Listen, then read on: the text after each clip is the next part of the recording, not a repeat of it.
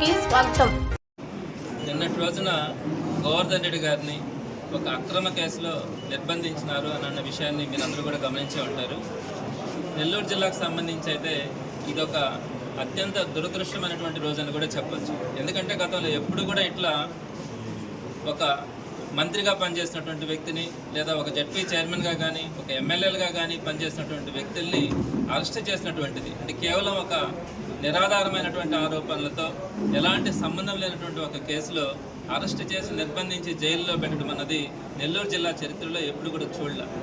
అందరూ కూడా ఇక్కడ ఉన్నటువంటి ప్రతి ఒక్కరు కూడా కొంత సెన్సిటివ్గా ఉండేవాళ్ళు. ఇలాంటి రాజకీయాలను ఎప్పుడు కూడా ఈ కక్షలు కార్పణ్యాలు ఎప్పుడు కూడా చూడలే. మరి ఈరోజు మనం చూస్తూ ఉన్నాం ఏంటి గోవర్ధన్ రెడ్డి గారి మీద జరిగినటువంటి కేసు. అది ఎప్పుడో 2023లో ఒక 2 months అక్కడ ఒక మైనింగ్ జరిగింది అన్న ఆరోపణ. అది ఆ రోజుల్లోనే దాని మీద ఎంక్వైరీ కూడా చేయడం జరిగింది. అక్కడ ఉన్నటువంటి ఆఫీసర్ అంతా కూడా పర్ఫెక్ట్గా జరిగిందని కూడా ఆ రోజు ఇవ్వడం జరిగింది, మైనింగ్కి సంబంధించినటువంటి ఆఫీసర్. మళ్ళీ అదే ఆఫీసర్ దగ్గర మళ్ళీ ఈరోజు మళ్ళీ కేసు పెట్టించి ఒక 3 మీద A1, A2, A3 మీద కేసు ఎఫ్ఐఆర్ చేయడం కూడా జరిగింది. ఇందాక రామ్ కుమార్ అని చెప్పినట్టు ఆ కేసులో వర్తలేక ఆ కేసులో సరిపోదన్నట్టుగా అందులో ఉన్నటువంటి వారందరికీ కూడా యాంటిసిపేటరీ బెయిల్ వస్తూ ఉంటాయి. అందులో ఉన్నటువంటి ఒక వ్యక్తి దగ్గర కన్ఫెషన్ స్టేట్మెంట్ ఒకటి తీసుకొని ఆ కన్ఫెషన్ స్టేట్మెంట్లో గోవర్ధన్ రెడ్డి గారి పేరుని యాడ్ చేసి గోవర్ధన్ రెడ్డి గారి పేరుని యాడ్ చేసిన తర్వాత దాంట్లో ఉన్నటువంటి సెక్షన్స్ అన్నిటి కూడా మార్పు చేయడం. అంటే SC/ST కేసు కానీ అలానే జిలిటన్ స్టిక్స్ని బ్లాస్టింగ్ కోసం వాడారు అంటే అదొక విద్రోహ చర్యలాగా ఆ బ్లాస్టింగ్స్ను వాడుతూ ఉన్నారు అన్న ఆలోచనతో దానికి సంబంధించినటువంటి సెక్షన్స్ని కానీ వీటన్నింటినీ కూడా యాడ్ చేసి ఎటువంటి పరిస్థితుల్లో బెయిల్ రాకుండా చేయాలన్న ఒక దుర్మార్గమైనటువంటి ఆలోచనతో ఈరోజు గోవర్ధన్ రెడ్డి గారిని నిర్బంధించాలన్న ఆలోచనతో ముందుకెళ్ళడం కూడా జరిగింది.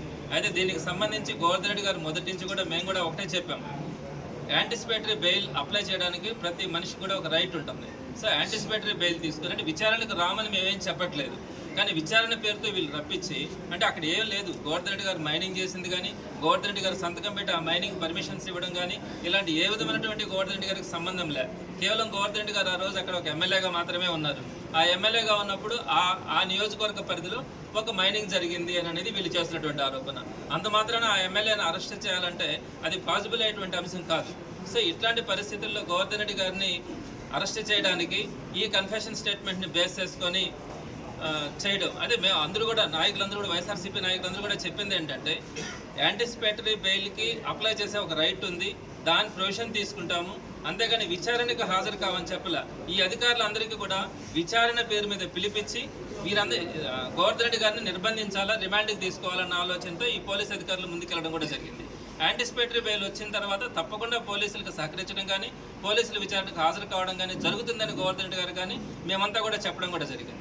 అయితే దానికి సంబంధించి ఆ యాంటిసిపేటరీ బెయిల్ని అడ్డుకోవడానికి అన్ని విధాలుగా విధాలుగా పోలీసు అధికారులు కూడా ప్రయత్నించడం జరిగింది. ఈ రోజుకి కూడా హైకోర్టులో పెండింగ్లోనే ఉంది. ఈ క్రమంలో ఈ సుమారుగా 50-55 రోజులు గడుస్తూ ఉంది. ఈ టైంలో సుమారుగా రేపు జూన్ 4వ తేదీన ఈ కూటమి ప్రభుత్వం వచ్చి 1 సంవత్సరం పూర్తవుతా ఉంది. సంవత్సరం పూర్తయిన తర్వాత వాళ్ళు దానికి సంబంధించినటువంటి సెలబ్రేషన్స్ చేసుకోవడానికి ముందుకెళ్తా ఉన్నారు. జగన్మోహన్ రెడ్డి గారు ఒకటే చెప్పారు, ఈ సంవత్సరం రోజుల్లో కూటమి చెప్పినటువంటి ఒక్క హామీలు కూడా నెరవేర్చాల. మీ అందరికీ కూడా తెలుసు ఈరోజు ప్రజలు ఎంత అసహించుకుంటా ఉన్నారో. ఏదైతే వీళ్ళు చెప్పినటువంటి హామీలు ఒక్కటి కూడా నెరవేర్చక ఈరోజు తెలుగుదేశం పార్టీ నాయకులు కనుక రోడ్డు మీదకి వస్తే చొక్కాలు పట్టుకునే పరిస్థితి ఈరోజు ప్రతి సామాన్యుడు కూడా ముందుకు వచ్చే పరిస్థితి కనపడతా ఉంది. ఈ సందర్భంలో జగన్మోహన్ రెడ్డి గారు జూన్ 4వ తారీఖున వెన్నుపోటు దినంగా ప్రజలందరూ కూడా దీన్ని తెలుగుదేశం నాయకులను ప్రశ్నించాలా అన్న ఆలోచనతో దాన్ని వెన్నుపోటు దినంగా ఆ రోజు చేయమని కూడా చెప్పడం జరిగింది.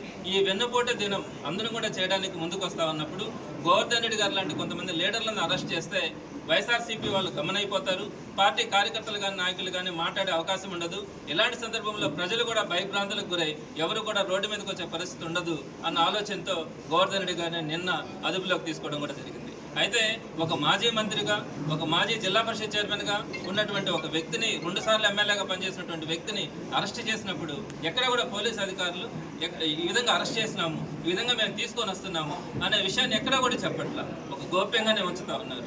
మేము అందరినీ కూడా అధికారులందరినీ కూడా అడుగుతా ఉన్నాం, అసలు ఏం చేస్తూ ఉన్నారు, ఎన్ని గంటలకు తీసుకొని వస్తూ ఉన్నారు, ఎక్కడికి తీసుకెళ్తున్నారంటే ఇప్పుడు దాకా కూడా సరైనటువంటి సమాధానం ఏ ఒక్కరి నుంచి కూడా రాలా. మీరు ఒకసారి ఆలోచించండి, ఒక కామన్ మ్యాన్కి కూడా కొన్ని రైట్స్ ఉంటాయి. మరి అలాంటిది ఒక జిల్లాకు సంబంధించినటువంటి ఒక అధ్యక్షుడు, ఒక ప్రతిపక్ష పార్టీకి సంబంధించిన అధ్యక్షుడిని అరెస్ట్ చేసి మీరు తీసుకొని వస్తే ఈ రోజుకి కూడా ఎక్కడికి తీసుకెళ్తున్నారు, ఎప్పుడు తీసుకొని వస్తారనే విషయాన్ని కూడా చెప్పకుండా మేము ఒక పార్టీలో ఉన్నటువంటి లీడర్స్గా మేము అడిగితే కూడా మాకు కూడా సమాధానం చెప్పట్ల.